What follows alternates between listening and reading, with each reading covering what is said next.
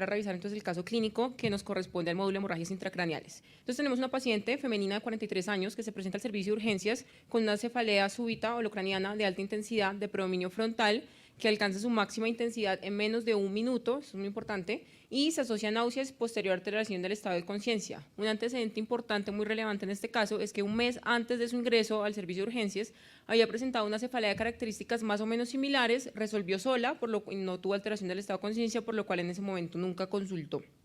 Se le hace a esta paciente un examen físico general, un examen neurológico, completo con estado de conciencia, examen mental, los pares craneales, el tono, el trofismo, la fuerza muscular, los reflejos, coordinación, sensibilidad y movimientos normales. No se los voy a decir todo completo porque pues perdemos demasiado tiempo, pero lo positivo en este caso, en esta paciente, es que presentaba desorientación, signos de meningios positivos que fueron Brudzinski-Kernig y tenía los siguientes signos vitales: una tensión arterial de 184, 110, perdón, ahí me faltó un 0, una frecuencia cardíaca de 81 latidos por minuto y una frecuencia respiratoria de 16 respiraciones por minuto.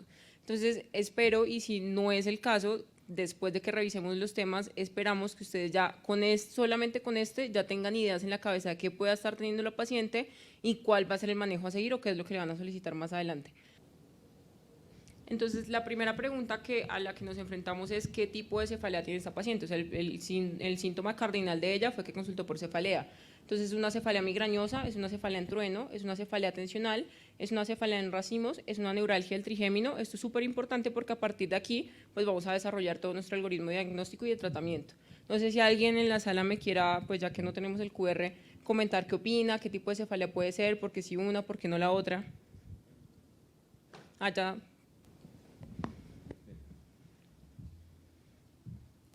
Gracias. Hola. Hola, ¿cómo estás?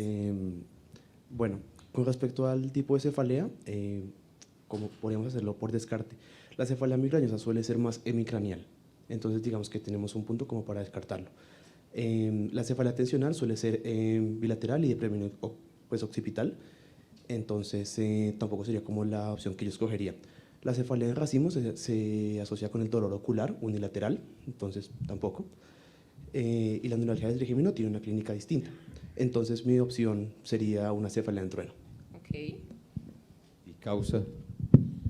Bueno, cefalea en trueno. ¿Quién se anima a decir una causa? Sí. Pues siendo como algo tan agudo, podría ser la ruptura de un aneurisma saccular, que podría dar alteración del estado de conciencia, un dolor muy súbito y los síntomas, también tiene síntomas de hipertensión como endocraniana como tal, pero sí, no hay signos como de focalización para hablar, por ejemplo, de un aneurisma de Bouchard o algo así, entonces parecería un aneurisma saccular. Ok, que igual entonces, a pesar de que dijiste aneurisma, creo que falta una cosita, algo la antes, previa, sí, antes de dar un diagnóstico anatómico o patológico, ¿no? Doctor. Quería preguntarte, y la cefalea que tuvo hace un mes, entonces, ¿cómo es eso?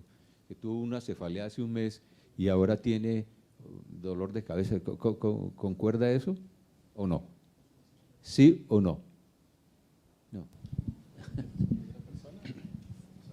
Sí podría concordar, porque está escrito que antes de una cefalea tipo trueno puede haber un tipo de cefalea centinela que nos podría ir como dando una aproximación al diagnóstico.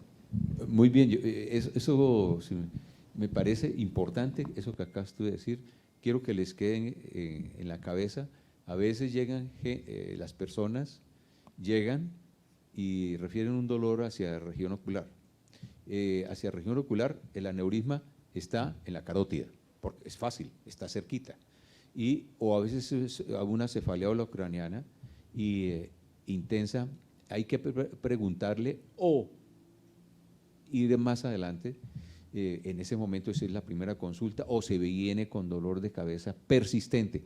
Cuando hay sangre en el espacio subaracnoideo, siempre hay una irritación que no se va fácilmente. Entonces persiste generalmente la misma intensidad varios días. y no, pero no tiene nada, y yo no tiene ni signos meníngeos. Pero esa cefalea centinela se pasa muy frecuentemente y en las urgencias o médicos generales o emergenciólogos y mala fe, nadie les puede suceder. Entonces, vale la pena tener esto en cuenta, una cefalea. La causa es que sangró un poquito, así de sencillo. ¿Ok? Exactamente. Entonces volvemos. La cefalea en trueno usualmente está explicada por qué diagnóstico. Exactamente. Hablaste del aneurisma y sí, en las hemorragias subaracnoideas espontáneas es la principal causa, pero realmente la razón es una hemorragia subaracnoidea y hay otras causas, ¿no? ¿Qué otro tipo de lesiones pueden generar hemorragia subaracnoidea? Malformaciones arteriovenosas, ¿quién da otra? Trombosis de senos venosos, sin duda, y lo hemos visto. ¿Qué otra cosa? Las neoplasias también están descritas dentro de las hemorragias. ¿Algún otro tipo de malformación vascular? Una fístula dural también lo puede generar. Y obviamente la estrella dentro de los diagnósticos es la ruptura de un aneurisma, como lo mencionabas, estadísticamente el sacular, por supuesto, es más frecuente. Entonces, ya avanzamos mucho. Como dice el doctor Mejía, es muy frecuente que la semiología no sea identificada al ingreso y que estos pacientes se pase el diagnóstico de una hemorragia subaracnoidea, donde es importantísimo identificarlo de manera temprana, ¿no? Diego, hay una cosa que con las malformaciones arteriovenosas no es frecuente que presenten hemorragias subaracnoideas. ¿Sí? No es frecuente, es más, la primera presentación eso es una hemorragia intracerebral, pero lo más frecuente son crisis convulsivas. En fosa posterior es otra cosa, las malformaciones arteriovenosas, como es un espacio pequeño, el drenaje es más estrecho, se facilita hemorragia. Y ahí podríamos pensar, sí, no puedo decir que no, puede haber hemorragia subaracnoidea en ambos, tanto supra como infratentorial, pero no es lo frecuente, ¿no? Para que les quede eso presente, ¿vale? Listo, perfecto, Continuamos sigamos. con la siguiente pregunta. Entonces ya tenemos una paciente que se presenta con una cefalea en trueno. Ya sabemos que la principal causa, no la única, pero la principal de presentar una cefalea en trueno es una hemorragia subaracnoidea, y la principal causa de presentar una hemorragia subaracnoidea espontánea es un aneurisma. Entonces, ¿qué imagen diagnóstica inicial solicitaría en este caso si ya ese es el algoritmo diagnóstico que tengo en mente? A, radiografía, señor. O una ecografía. O una ecografía. A, radiografía de cráneo simple. B, angiotomografía de cráneo. C, tomografía de cráneo simple. D, arteriografía cerebral. O E, tomografía de cráneo contrastada. Pista, imagen inicial. Acá quieren nuestros internos rotantes.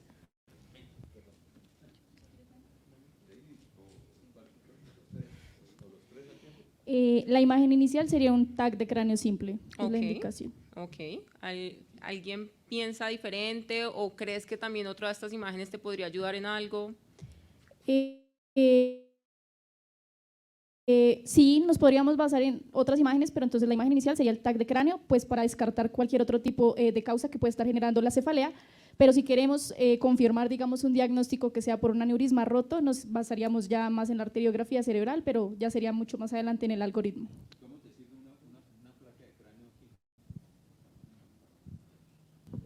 Pregunta el doctor Mejía, ¿tiene alguna? Replico la pregunta, es más para los virtuales, con el micrófono, porque de eso depende que ellos puedan escuchar. Entonces, ¿por qué la radiografía de cráneo, o pregunta el doctor Mejía, si tiene o da alguna ventaja la radiografía de cráneo? Realmente no sé si la radiografía de cráneo tiene una ventaja como tal, no sé, de pronto para ver si hay trauma podríamos ver, pero creo que la tomografía brindaría mayor beneficio porque podemos ver si hay un sangrado agudo y posteriormente si la sospecha pues es de origen vascular, pues una arteriografía sería lo indicado para evaluar el origen puntual de dónde se originó la hemorragia. Hay algo más que dice la B. ¿Qué es eso? La angiotomografía, ¿qué es? La angiotomografía de cráneo, pues básicamente también nos sirve para ver la vasculatura cerebral, digamos que también nos serviría y también nos sería de beneficio, y creo que inicialmente uno podría tomar una mecanografía antes que una arteriografía. Sin embargo, la arteriografía pues tiene mayor precisión para ver la vasculatura cerebral y nos podría dar un diagnóstico más preciso de la lesión donde pueda estar. Bueno, igual ahorita ya vamos a explicar como cada una de las preguntas y las respuestas, pero recordemos que en el primer punto del algoritmo que ya tenemos en mente es que lo que creemos que tiene nuestra paciente es una hemorragia subaracnoidea. ¿Qué es lo primero que necesito hacer? Confirmar que tengas hemorragia subaracnoidea. Entonces, para eso es la imagen diagnóstica inicial. ¿Listo? Claro, y solo les dejo en mente la siguiente pregunta. Si la paciente se hubiera presentado 5 días después de la clínica inicial, ¿cambiaría la toma de imagen o de imagen diagnóstica o la prueba de diagnóstica para hemorragia subaracnoidea? Y ahorita lo respondemos. Es que me corra el video. Ya me ayudaron allá, gracias. Entonces, efectivamente, le hicimos a nuestro paciente una tomografía de cráneo simple, entonces aquí nos adelantamos un poquito a la respuesta a la pregunta. Siempre que vayamos a ver una imagen, tenemos que saber qué estudio estamos viendo, en qué ventana lo estamos viendo y qué corte estamos viendo. Entonces, estamos viendo primero una tomografía de cráneo simple, primero en corte axial, luego en corte sagital y luego en corte coronal en una ventana de parénquima. Entonces, si quieren dejamos aquí las imágenes más representativas para, digamos, acelerar un poquito el tema. Estamos viendo que al nivel de la cisura de Silva, espérenme, les señalo con este. Aquí.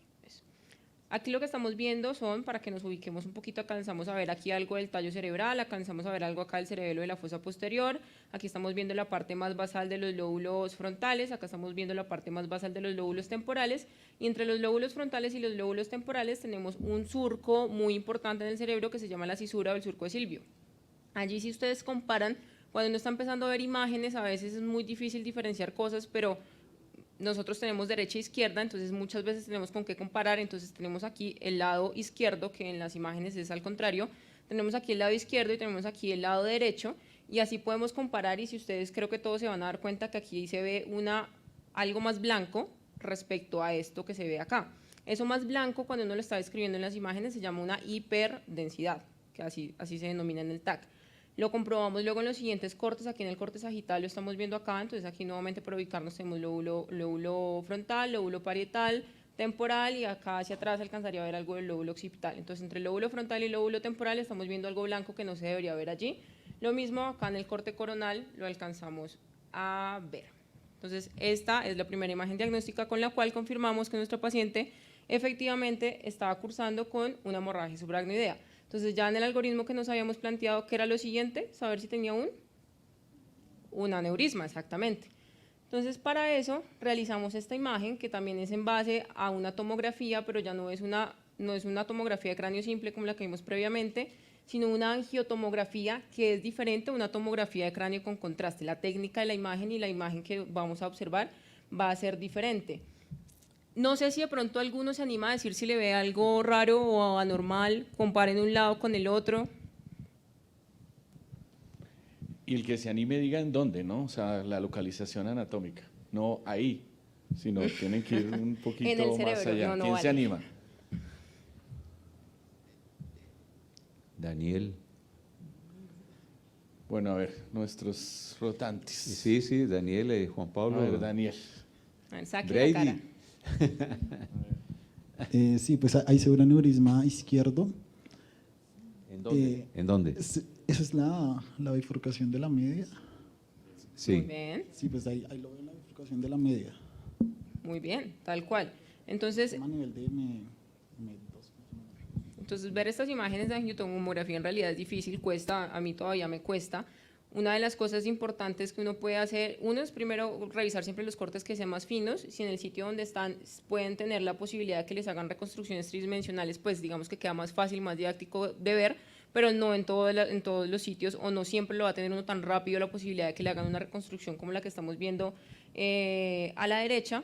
Entonces, lo que les decía, de comparar un lado con el otro, uno se tiene que acordar de cuál es la localización más frecuente de los aneurismas, que es alrededor de las cisternas de la base del polígono de Willis, Y la hemorragia muchas veces cuando es focalizada, como la del caso que estamos presentando, le da a uno la pista de hacia dónde buscar. La hemorragia era muy hacia la cisura de Silvio del lado izquierdo, entonces pues uno se va a ir a buscar hacia las estructuras vasculares que quedan del lado izquierdo, compara con las del lado derecho, y ahí fácilmente nos damos cuenta que aquí hay una dilatación que no debería estar, que luego la confirmamos aquí en la reconstrucción tridimensional.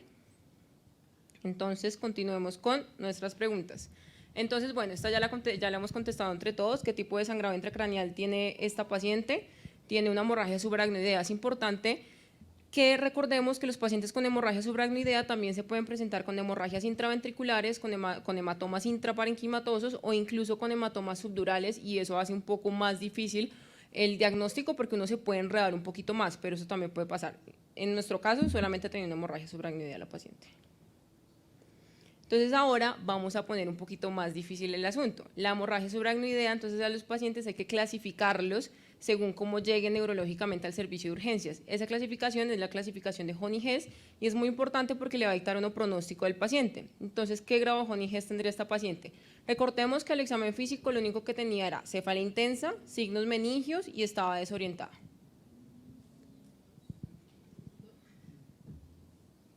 ¿2? Bueno, piénsenlo y ahorita más tardecito entonces ya lo vamos a ir resolviendo. Ahora bien, ¿qué medidas puede tomar uno en el servicio de urgencias para impactarle o mejorar? Dime, cuéntame. Acá tenía una pregunta, no sé si le pueden pasar el micrófono. Bueno, pues según las guías que salieron este año, pues digamos que se reconfirme la evidencia que se ha pues, evidenciado a lo largo de los años, que es el adecuado uso del nimodipino a una dosis de 60 miligramos cada 4 horas. El nimodipino siendo un calcio antagonista, si no estoy mal, no dihidropiridínico. Y esencialmente el nimodipino nos ayuda a disminuir el vasoespasmo secundario, que es una de las complicaciones de la hemorragia subaracnoidea. Muy bien. Muy bien. ¿Y qué prefieres? Bien, ¿cierto? Muy bien. Oye. ¿Endovenoso u oral? ¿Qué opinas tú?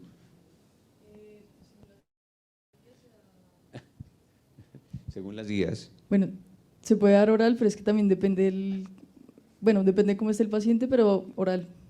Sí, se puede dar oral, el endovenoso produce más hipotensión, pero ambos es correcto. Yo difiero de una cosa que dice Paula, y a pesar de que la lógica nos hace pensar que el nimodipino disminuye el vasoespasmo, la verdad es que es mentira, ¿no?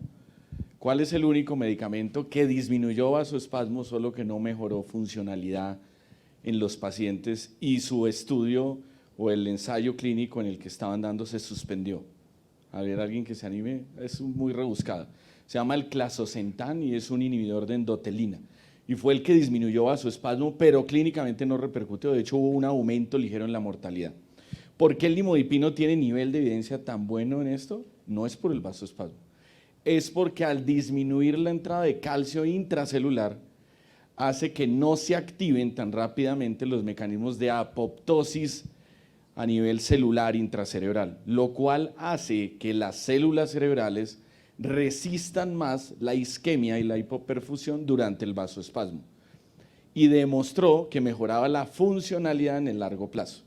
O sea, el nimodipino tiene nivel de evidencia en funcionalidad, no en disminución del vasoespasmo. Tal cual. Por eso hoy en día lo utilizamos, pero siempre es tricky analizar eso. Sin embargo, el nimodipino intraarterial es distinto, porque el nimodipino intraarterial sí tiene un efecto directo sobre el vaso Vasodilatador directo. y lo vasodilata. Y ahí se actúa en el vasoespasmo. De hecho, Pero el si oral volvemos- tiene un efecto, es neuroprotector. Por eso se utiliza. Claro, si Bueno. volvemos a la pregunta, de hecho la pregunta es reducir riesgo de isquemia cerebral tardía, no riesgo de vasoespasmo, que ya también vamos a revisar más adelante. Son dos conceptos que pueden ser muy parecidos, pero son diferentes. Entonces, eso es lo leer la pregunta bien. Pero muy bien, contestaste muy bien. Bueno, yo creo que ya podemos seguir entonces con la revisión académica y ya ahorita al terminar hacemos la resolución del caso. Listo, entonces esta paciente decidimos llevarla a procedimiento quirúrgico. Como acaba de explicar el doctor Mejía, lo ideal es poder llegar a un acuerdo, juntas multidisciplinarias junto con los neurointervencionistas y los neurocirujanos, para decidir cuál es la mejor vía de tratamiento. Esto tiene un montón de implicaciones y digamos que no viene al lugar entrar en ellas. Sin embargo, pues en este caso lo que decidimos fue llevarla al procedimiento quirúrgico. Este es un TAC de control postoperatorio donde podemos observar, ¿cómo para que corra? Eso. Donde podemos observar el clipaje del aneurisma, los cambios posoperatorios esperados. Es normal ver un poco de aire alrededor de la cavidad quirúrgica, etcétera, pero vemos que no hay sitios de infarto, ni zonas de hematoma, ni hemorragia alrededor del sitio quirúrgico. Esta paciente posteriormente desarrolló un vasoespasmo severo que la llevó a estar pues, en la unidad de cuidado intensivo por largo tiempo. Sin embargo, luego eso salió adelante. Este caso ya es un caso de hace más de un año. Un año después la paciente ya está recuperando su funcionalidad, ya está recuperando sus actividades laborales y pues tiene una funcionalidad casi que del 100% después de una hemorragia subaracnoidea que pues tiene una mortalidad muy alta.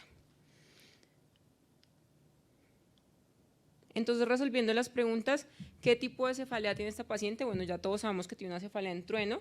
Recordar la definición de cefalea en trueno es una cefalea que aparece súbitamente y alcanza su máxima intensidad en menos de 1 minuto.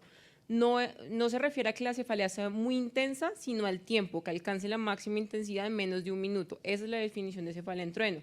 Los diagnósticos etiológicos, como ya todos también lo acordamos, lo principal es la hemorragia subaracnoidea, pero no hay que olvidar que hay otras cosas que también pueden generar una cefalea en trueno y también hay que tenerlas en mente.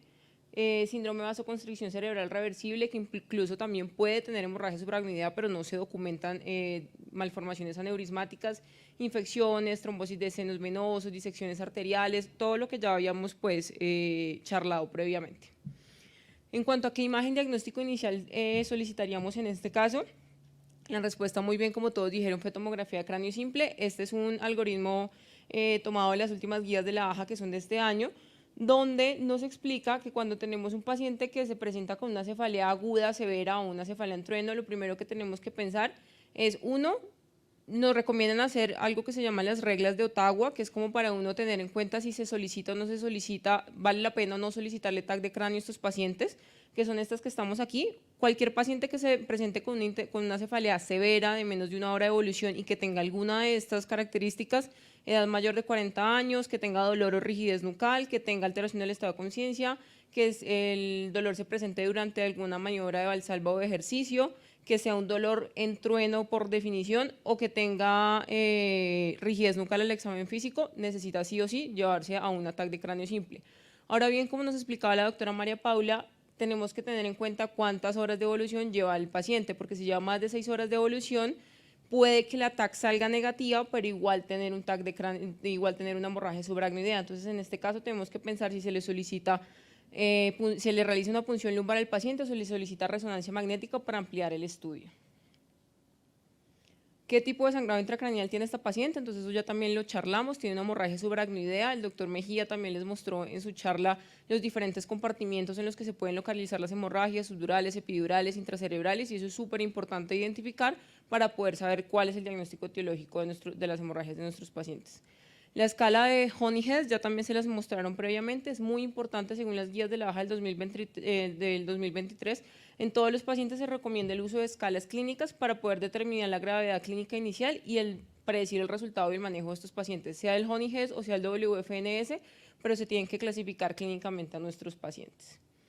¿Cuál de los siguientes medicamentos entonces se debe iniciar para inmediatamente posterior al diagnóstico de una hemorragia subaracnoidea aneurismática para poder reducir el riesgo de isquemia cerebral tardía y mejorar los desenlaces de estos pacientes? Entonces ya lo hablamos, el nimodipino según las guías de la AJA, y es muy importante iniciarlo porque es una de las pocas recomendaciones que tiene un nivel de evidencia 1A en la neurocirugía. Entonces es algo que no se nos puede olvidar, iniciar el nimodipino en nuestros pacientes. Y